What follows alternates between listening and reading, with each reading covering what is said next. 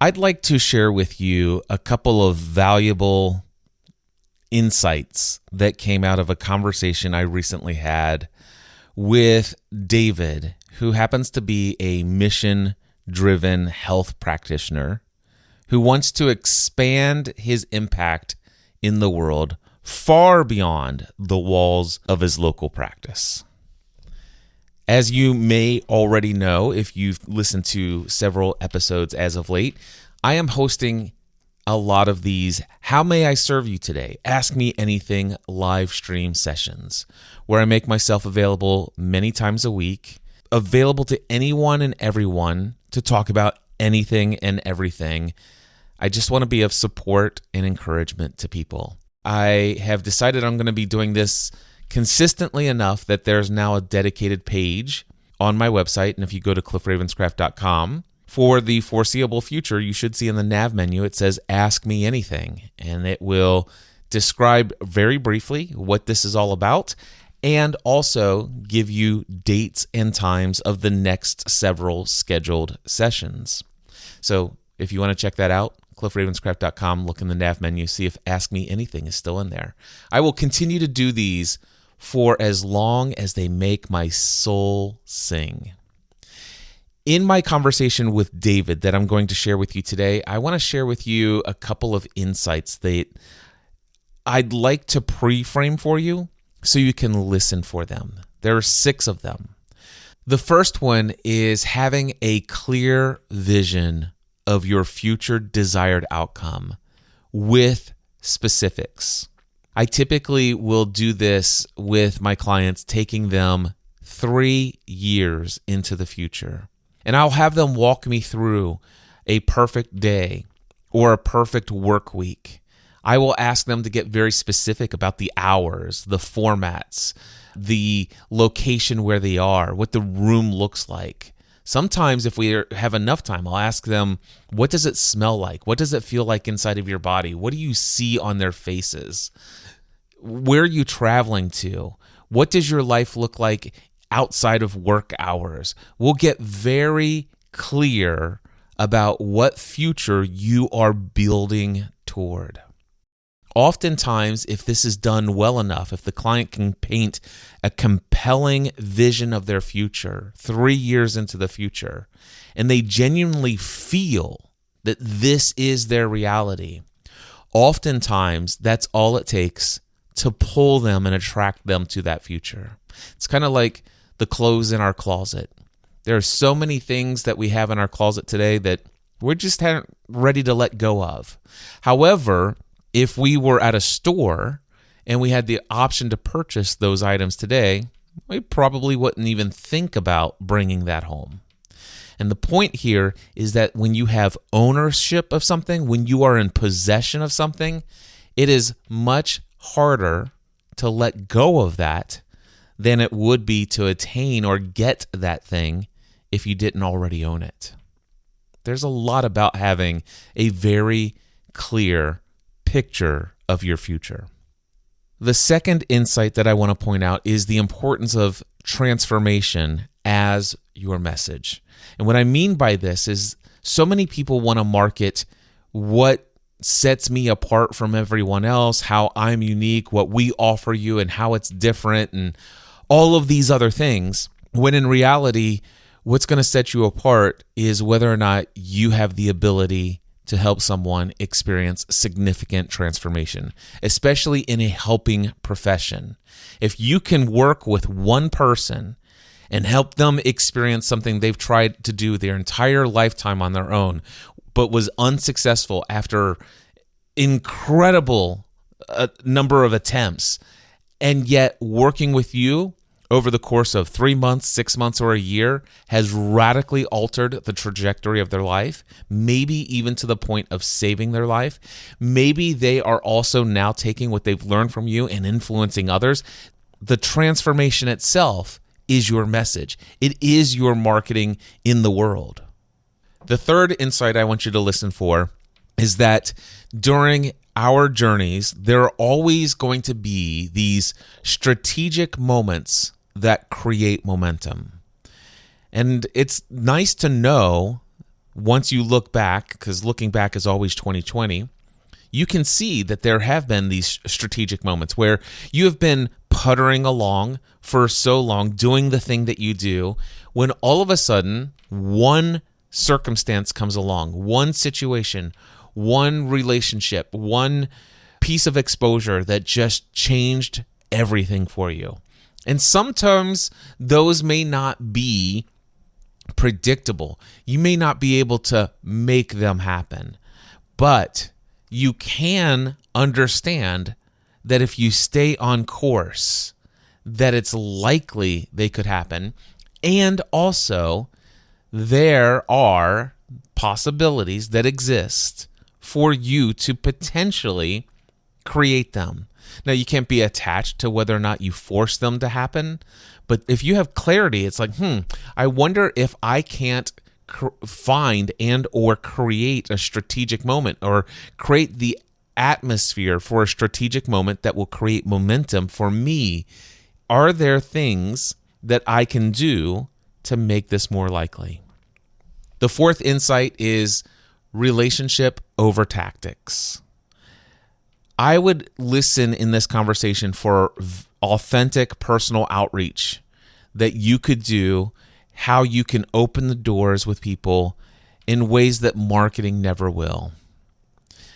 This goes far beyond sending emails, letting people know about how much you appreciate them, and then asking them for a favor, or saying, hey, I think we should jump on a call. I'd like to do this, or I'd love to be a guest on your show, or whatever the case may be.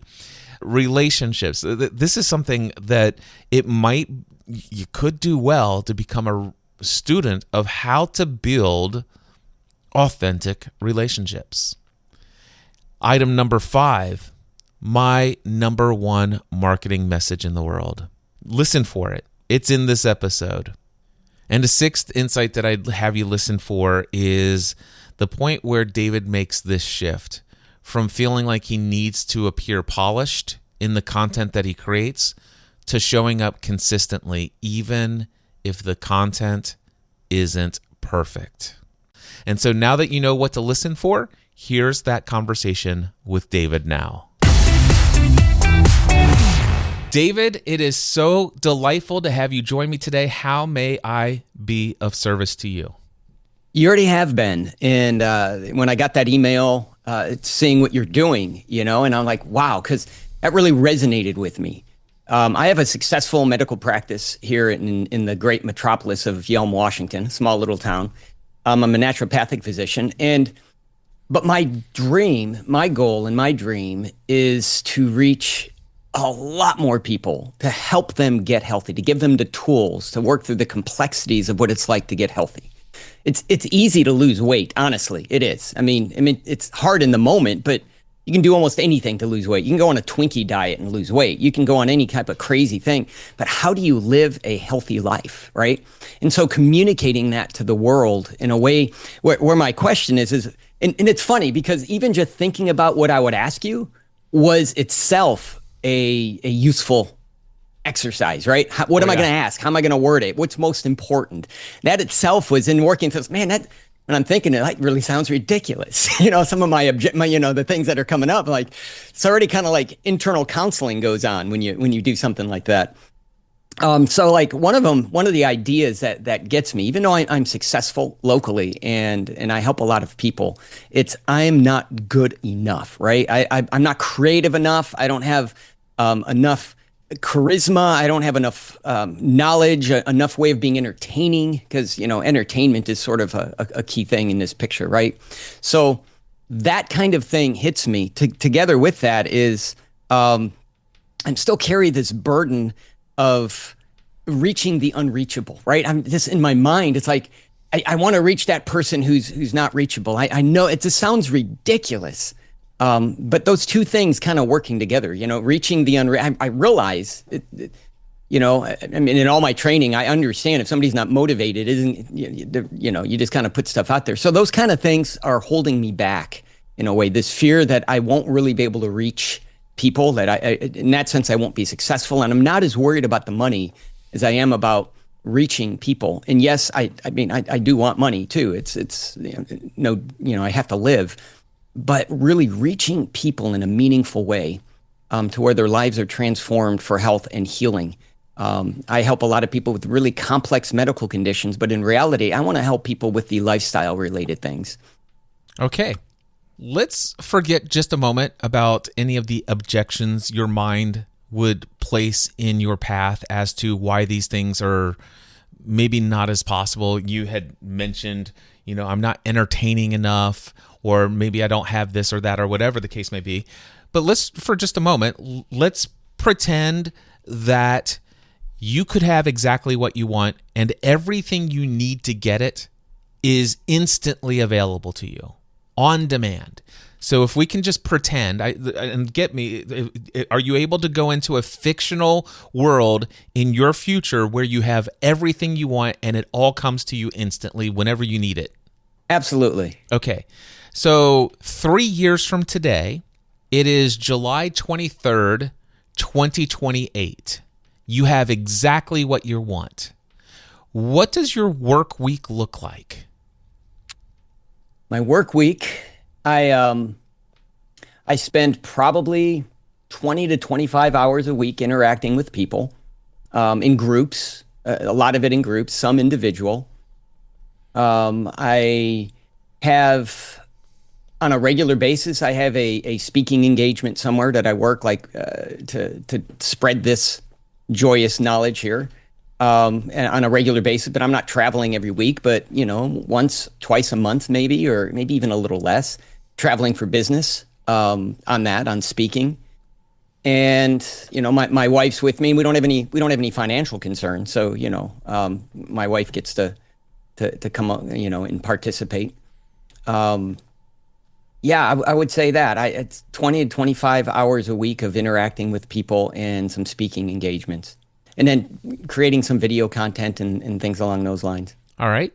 So let's break. Okay. So let me put down video content. All right. So you've got 20 to 25 hours a week.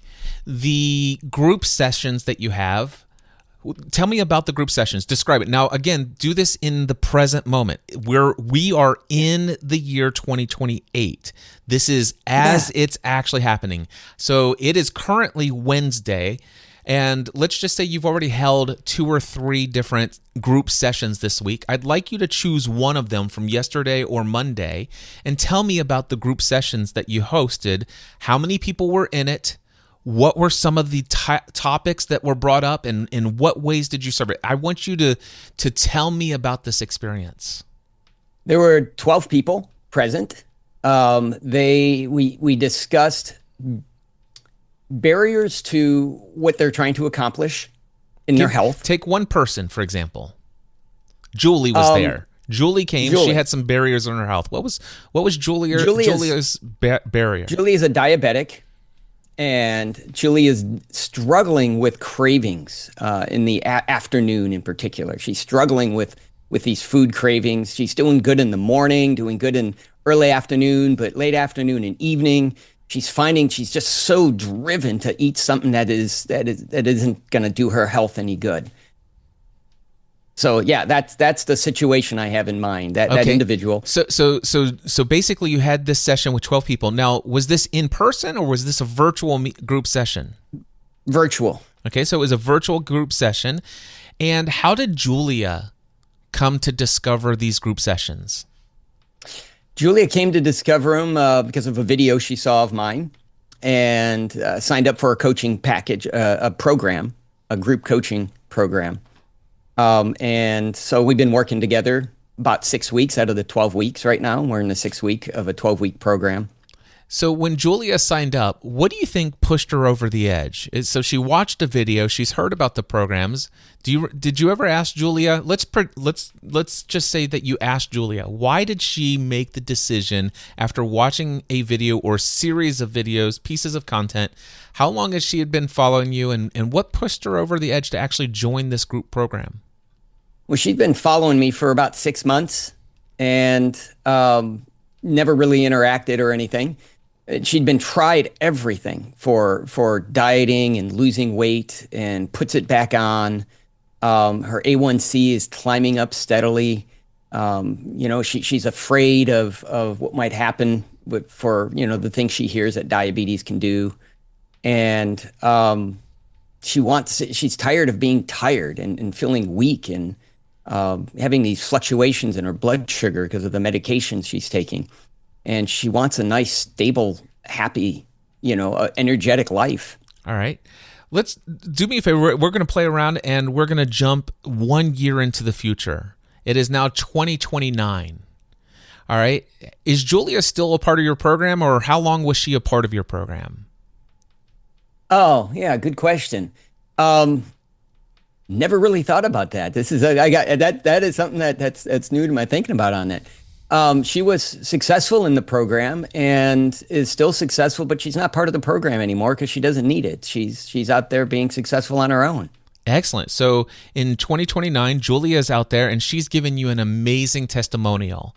And you're about ready to put it on your website. It's so amazing. Tell me a little bit about what she said in that testimonial. What was her life like before she joined your program? And what was the biggest pivot for her? And what is her life like now as a result of having successfully completed it and had this transformation? What did she say in her video? She said she felt powerless to overcome her cravings, the diabetes. She felt powerless, and now she feels empowered. Now she feels like she has the resources internally and the knowledge, and now experience at overcoming it. And even when things get tough and she might fall off a little bit, she has the depth of resources and experience to get right back and stay the course, and keep her health in the right direction, and the energy that she so wanted to have that she didn't have before. And what's the transformation that she experienced? So she went from this to this. What is there any remarkable, like, oh my gosh, this is amazing. I can't believe I was able to achieve fill in the blank. Is there anything like that she put in the testimonial? Yeah, well, she went from having an A1C of 9.2 to having an A1C of 5.2 and losing 111 pounds and keeping it off. Amazing. And is that unique to Julia, or has that been happening for, I mean, not the exact things. I mean, obviously everybody's results vary from person to person, but is this typical that people have this level of significant life-altering transformation in your programs? Absolutely. Absolutely. Wonderful. If they put in the work and do the stuff, they get the results. Do you share your client testimonials and stuff like that? Have you ever we're in 2029 now. Remember, we're still in July of 2029. So you mentioned that you create content, you create videos. Is that on YouTube, I suppose? YouTube and anywhere, it's wherever they can get pushed out to. Yep, great. So did you invite Julia to come on to your show and tell her story? And did you take the time to maybe see if she could dig into her archives of photos and share some photos and maybe put some B-roll footage in post-production as she's telling the story, or even in real time, you could even know that she's going through this and bring some of the stuff. Have you done that? Yes. Wonderful. And I try to do one of those a month. Okay, so do you remember the call, David, you and I had back on July 23rd, 2025? I mean, that was 4 years ago. I know it was a long time ago. But do you remember that conversation? Do you remember that time when we got onto a Zoom call and you asked me a question? Yes, okay. I do. Back then, how many people were subscribed to your YouTube channel? 13. All right. And here now in 2029, how many people are subscribed to your channel? 142,000. Wow. What would you say was the biggest inflection point? Like, what was, usually for somebody to go from 13 subscribers to, what did you say, 100 and something? 142,000. 142,000 subscribers. There are sometimes you can point to a couple of inflection points. Somebody heard about you, promoted you, you got some sort of leverage somewhere. Tell me, and again, you can make anything up, right? Over the past 4 years, what would you say are 2 or 3 things that occurred that allowed you to get so much exposure that those people came to your content and actually grew this audience to this size? I was a guest on a podcast that was a real popular podcast. Which podcast was that? That was, can I make it up? By the way, the answer to the question is yes. It would be even more powerful if it's a real podcast. Yeah. The Proof with Simon Hill. Okay. Wonderful. So The Proof with Simon Hill, and I guess he already had a sizable audience and people who are exactly the target audience for the kind of content that you created. Let me ask you this.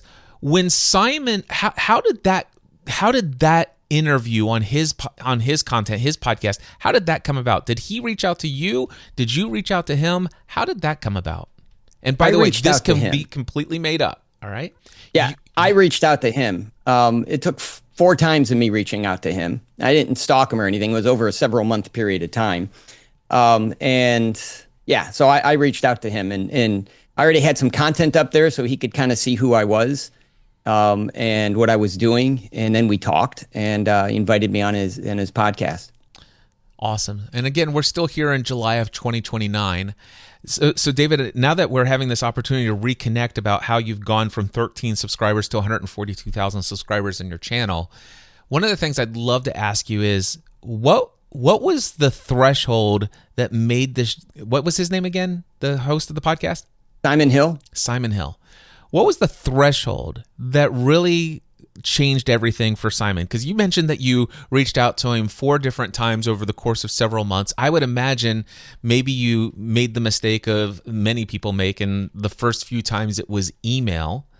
But what did you do that actually got his attention that made him say, oh, there's no way I can pass this up? I'm definitely going to take more interest. I'm going to take a few moments of my day to find out who the heck this guy is that has done this thing that got my attention. I started commenting on his videos. I started commenting on his videos in meaningful ways. Well, I think were meaningful ways, and obviously he did too. So yeah, engaging his content probably was helpful. Okay.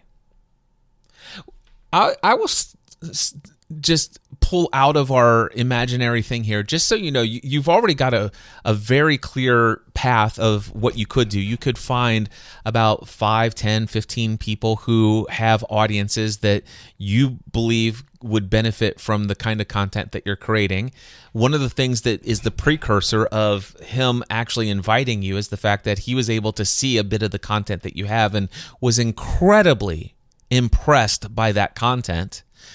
And the interesting thing, and this is just me. Now, I want you to know, David, I do not have all of the answers.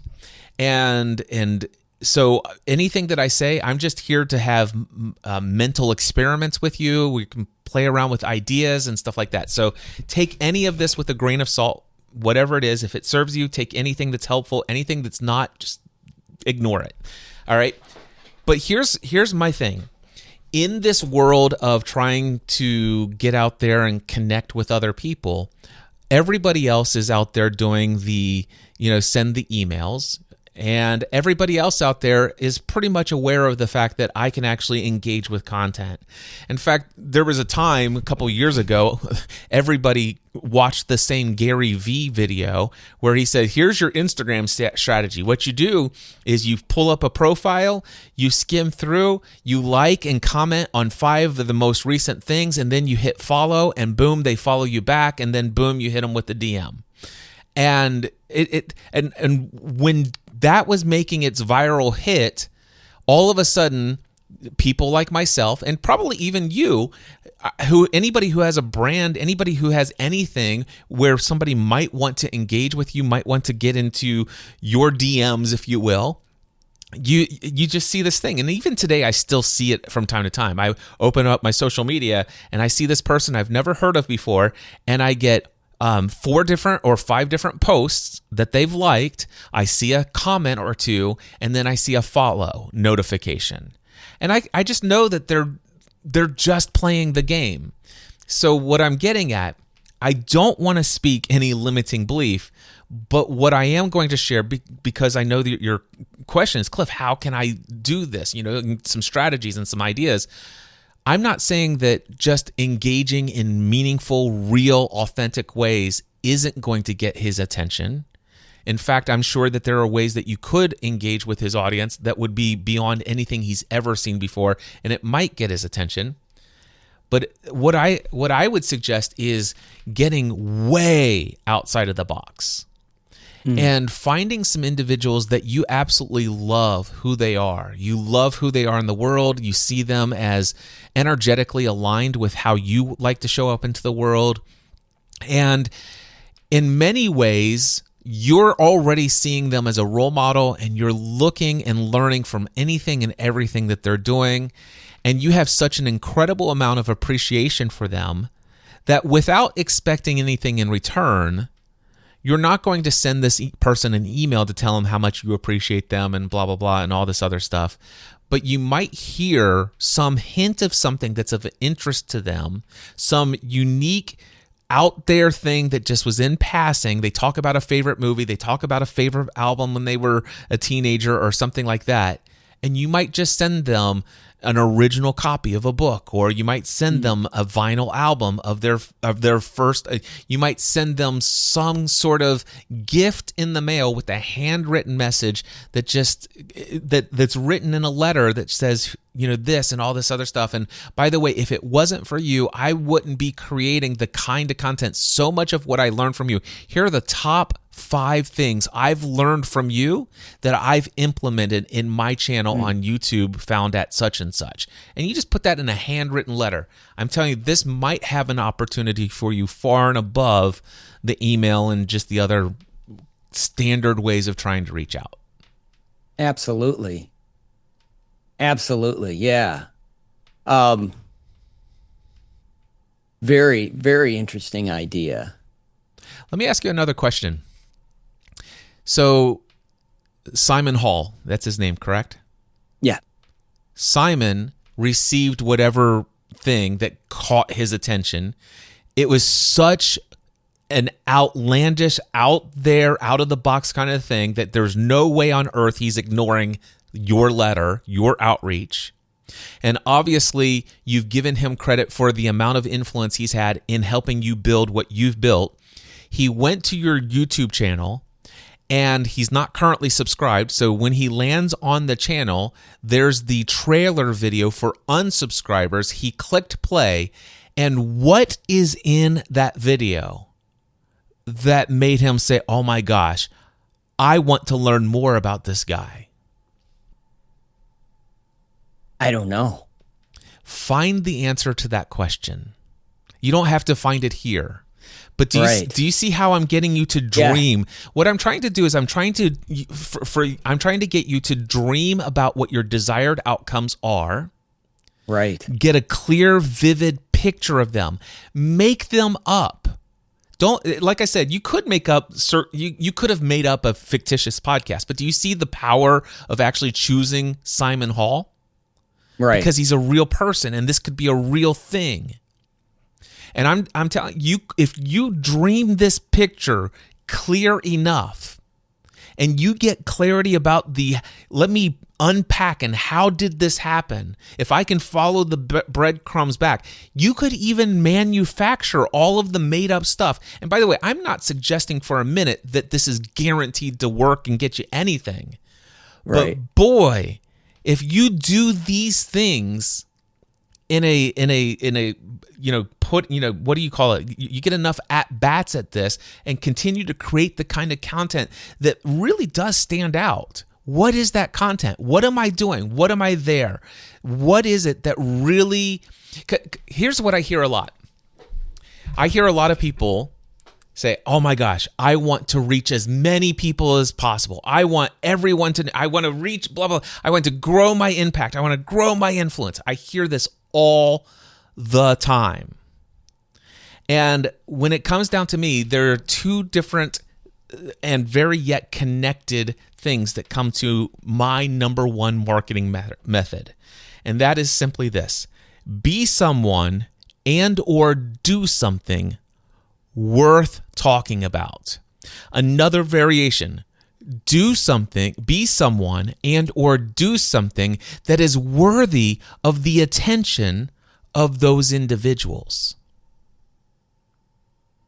Yeah, that's where I'm feeling inadequate in the sense of being that entertaining, creative, charismatic figure, right? That captures people's attention. Yeah, so let me tell you about a guy named Cliff Ravenscraft. You may have heard of him. Well, back in December of 2005, nearly 20 years ago, hardly anyone outside of Northern Kentucky had ever heard the name Cliff Ravenscraft. Okay? And now he had a blog. He had been doing a blog for almost a decade at that point. And yet that blog reached at its height right around about 300 people per month. And that was with him aggressively trying to get that blog to take off and all these other things. But very few people ever heard the name Cliff Ravenscraft. Then all of a sudden, he was introduced to the television show Lost, and he and his wife were watching it. He started... He had already been introduced to the world of podcasting. So Leo Laporte had started a podcast a few months earlier. He was listening to Adam Curry and Leo Laporte and a guy named Father Roderick and a handful of other podcasters at the time, because quite frankly, there were only about 50 or 60 podcasters in existence. And so when he was watching this show, he realized, man, there are so many hidden clues to this television show Lost. And he recognized that there were other people out there who had a podcast devoted to Lost. And he subscribed to it. And he found out that not only was there one group of people who had a podcast, but there were 5 other podcasts devoted to the topic of Lost. In fact, they had all gathered together and created a single feed where everyone had their own podcast feed for their own Lost podcast.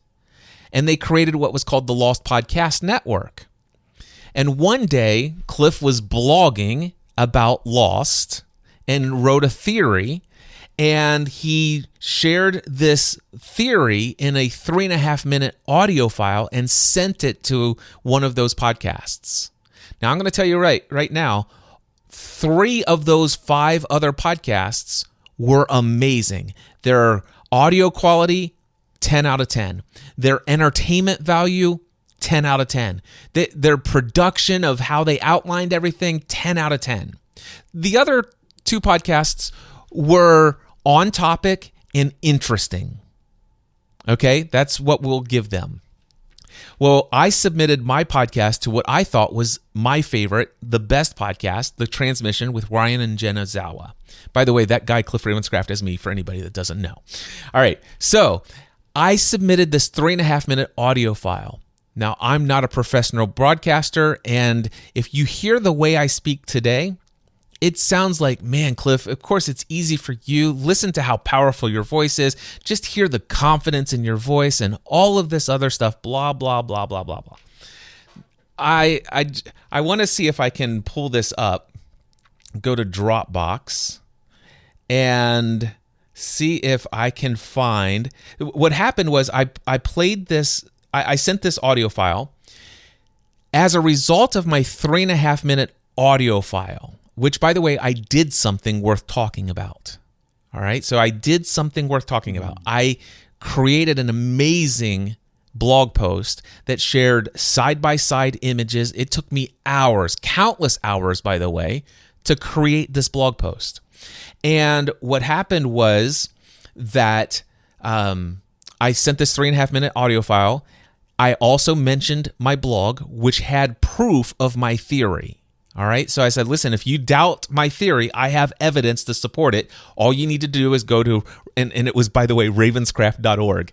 That was my blog at the time. And so the next morning after that went out in their podcast, I woke up and I went to load my website, my blog, and it said bandwidth exceeded, account suspended, contact billing department. And the reason why is because hundreds of thousands of people had landed on my blog to see that theory. Now, that podcast, by the way, did not have hundreds of thousands of subscribers. I happen to know that it had tens of thousands of subscribers, but not hundreds of thousands. However, one of the subscribers that heard my 3.5-minute audio file, which, by the way, my voice was not confident and clearly communicated today, lots of ums, lots of this, lots of that, blah, blah, blah. And anyway, one of those people, just one subscriber, happened to work for Entertainment Weekly, EW.com. Mm-hmm. They heard my 3.5-minute audio file. Then they saw my blog post. It's clear that Cliff has figured out the entire show. By the way, you're totally getting my totally blown out of proportion, thing in my favor. But it was viable enough that Entertainment Weekly, EW.com, did an entire article overnight about my blog post and recommended that their millions of readers click the link to see the evidence on my blog. And that is how I got started in podcasting. Somebody said, Cliff, you should have your own audio podcast. And when I started my first audio podcast, I want you to hear what I sounded like. And I will eventually, if I put this in a podcast episode, which I will pipe this in. Hello and welcome to the show. This is my very first podcast for Generally Speaking. My name is Cliff Ravenscraft. I'm in Hebron, Kentucky, and I just want to go over with you a couple things to get this thing started. First off, I want to talk to you about the format of the show. I could not decide whether or not I wanted to do another Lost podcast that is 100% all Lost related items, just like various other shows that I'll mention in just a moment, or if I wanted to do a technology related podcast, like many of them out there, or if I wanted to do a faith-based podcast like some other podcasts out there. The thing is I'm definitely passionate about the TV show Lost. I'm also passionate about technology. And as far as faith is concerned, I'm not only a Christian, but I'm also a pastor as well. So some of you are thinking, let's see, a Christian pastor watching and obsessed with Lost. Okay, so you're going to find out why I say that I'm too pagan for some of my Christian friends and too Christian for some of my pagan friends. Hopefully, the fact that I'm a Christian pastor won't turn you off, and in fact, I think I might be able to provide some valuable insight into the show, seeing as how there is a lot of religious themes and even the next episode that is going to be titled the 23rd Psalm. So I think I'll have a unique perspective, and I think you'll find that I won't be too offensive to those of you who are not Christians. And David, let me ask you this. Was I eloquent in my speech? No, you even had a couple of lip smacks in there. And the audio quality was a 3 out of 10. Right. It was terrible. But you want to know something? I did something. All right. So I did something worth talking about. So what I did is I created that podcast. I put it out, and I had a bunch of people say, Cliff, wow, I listened to your audio file on the transmission. Cliff, I loved what you shared. I went on to talk about the format of the show. I was going to talk about different topics because nobody would want to hear me talk about anything, really. Nobody's ever going to listen to my podcast. That's how much confidence I had in myself. And I said, but this first episode, I'm going to talk about the television show Lost. And every episode I do, the title will start with the subject. It'll say Lost, Technology, or Faith. And you can delete the ones that don't interest you. That's how I was going to do the podcast. And so I got several people who said, Cliff, I loved the 3.5 minute audio file. I loved your blog. This is amazing. I loved your first episode when you finally started talking about loss. I don't want to hear about technology and I could care less about your faith. But if you did a podcast devoted to lost, I would listen. Even though my audio quality was terrible, even though I ummed in every sentence, they said if you had a podcast about lost, I'd listen. And I went and I created one, an episode every week, and eventually twice a week, and I did it for 6 years. And you want to know something? My podcast may be the podcast that has the number one-star reviews within the first 50 episodes. I would encourage you to go to the Apple Podcasts directory and look up the Weekly Lost Podcast with Cliff and Stephanie.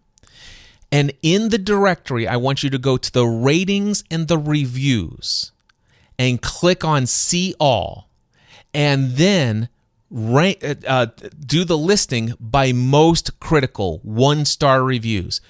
Have fun, my friend. And you want to know what happened? I went and continued anyway. And and not only that, but I created other podcasts. I created other things. And you know what? I had people tell me how much they hated those things as well. But I kept moving forward. I kept showing up and I kept doing things. And you know what? There was only, out of all of those people, there were only a small percentage of those people who actually reached out and said positive things. But I clung to them and I served them and I spoke to them. And I consistently did that. And I've been doing it for 20 years. And it's because of doing those things and being that person. It wasn't my confidence. It wasn't my eloquence. It was who I am and what I was doing that got the attention of a Michael Hyatt, of a Dan Miller, of a Pat Flynn, of an Amy Porterfield, and all the other high-level people who are in my life that exposed me to their hundreds of thousands of people in their audience.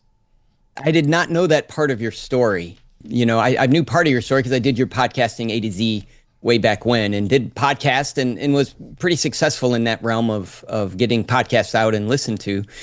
But what I hear is, if you have a message, speak it.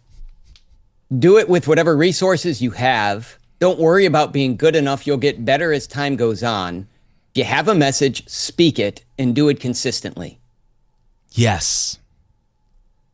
If that's all you take away from this conversation, that will send you down the path. But I encourage you to not only take that.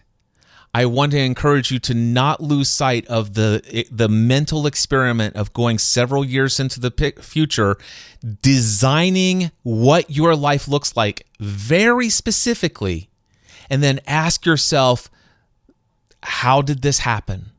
And follow the breadcrumbs, because that will give you indicators of what you could do next to get to that place. It's not guaranteed, but I will promise you this.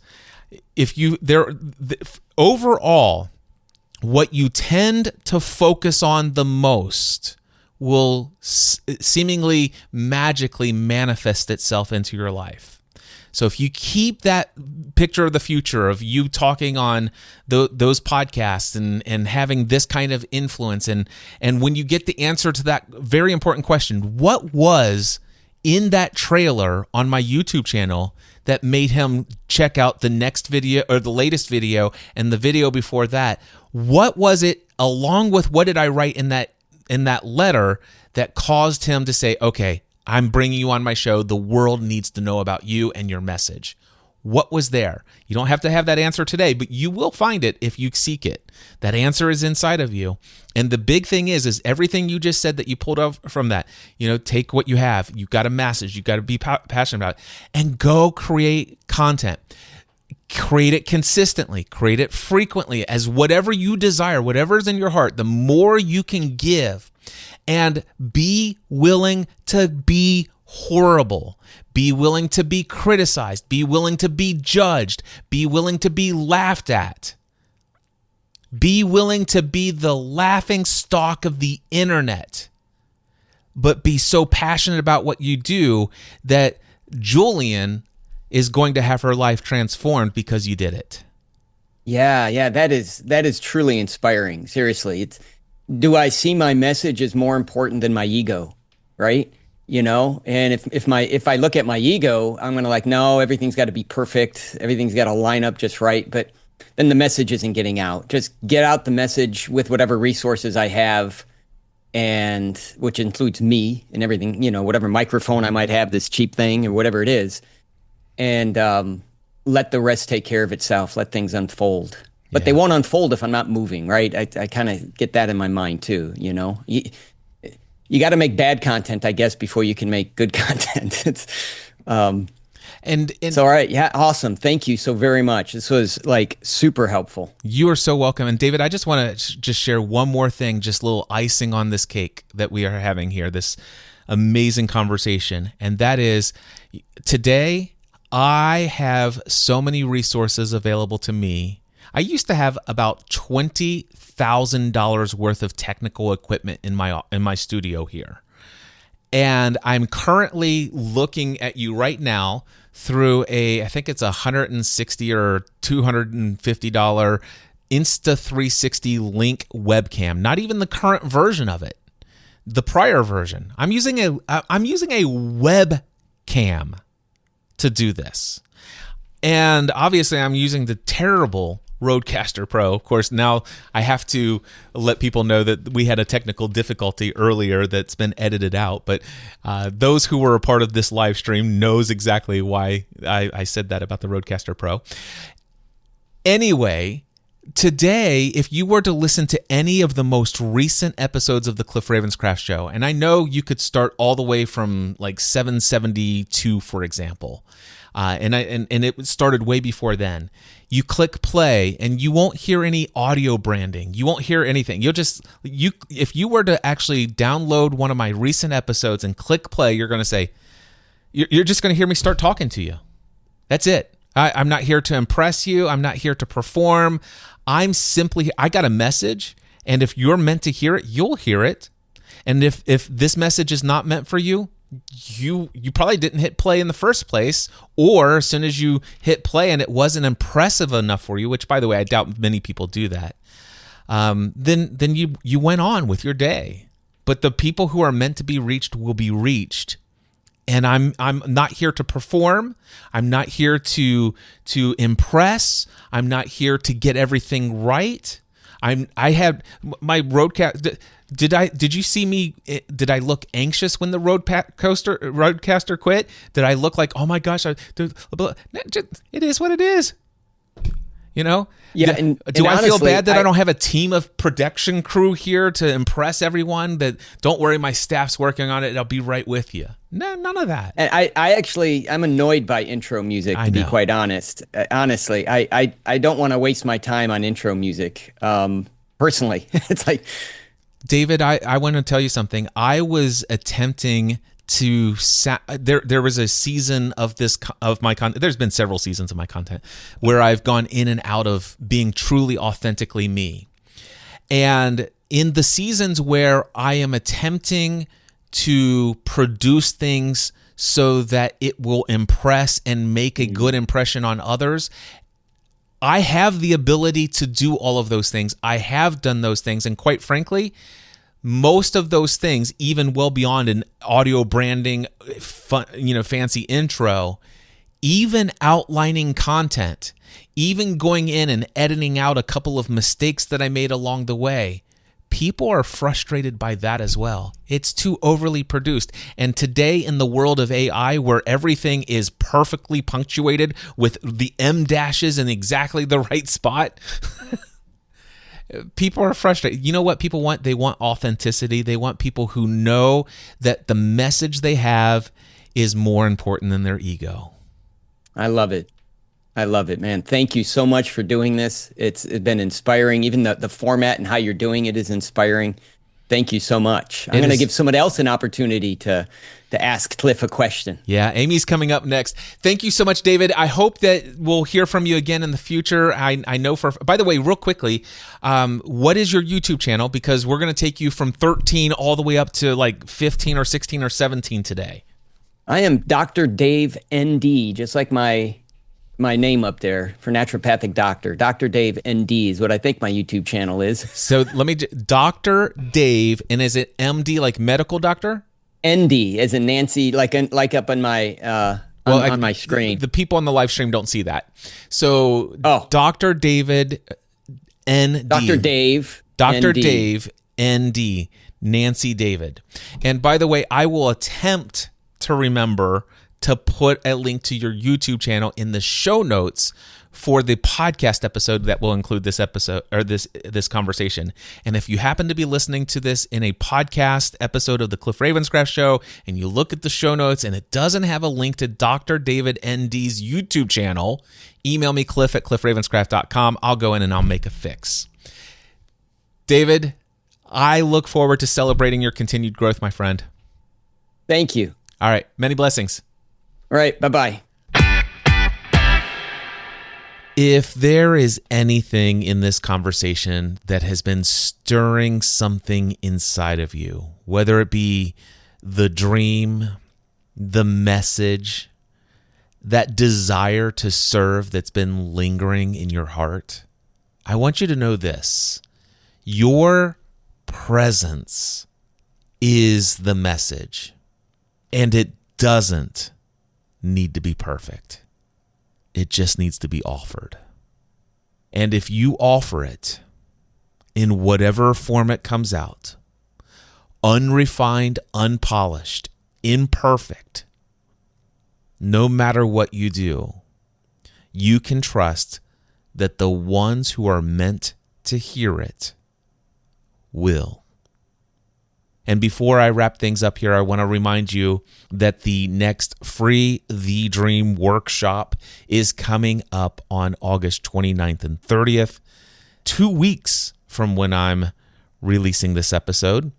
But that's still enough time for you to make plans to be here for 2 days to break free from your routine, from your environment, to get back into the ability to dream big dreams, to create a compelling vision of your future, to identify the voices in your head so that you can expose the limiting beliefs, thoughts, and emotional patterns that are keeping you from living the life that you desire to live, from creating the thing that you desire to create, from being the most authentic version of you.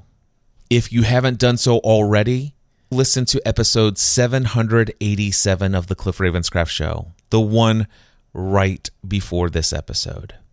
It will explain to you what the Free the Dream message is. It will explain to you who it's for. Hint, it's for you. It will share with you what is covered in the workshop as far as these sessions, and you will hear the testimony of 3 attendees in their own voice, one of them who broke down in tears expressing gratitude for the transformation that he had experienced during the workshop in a previous session. Head over to episode 787, listen to that. If that is resonating with you, I would love to see you here at this next workshop. freethedreamworkshop.com. I look forward to seeing you there.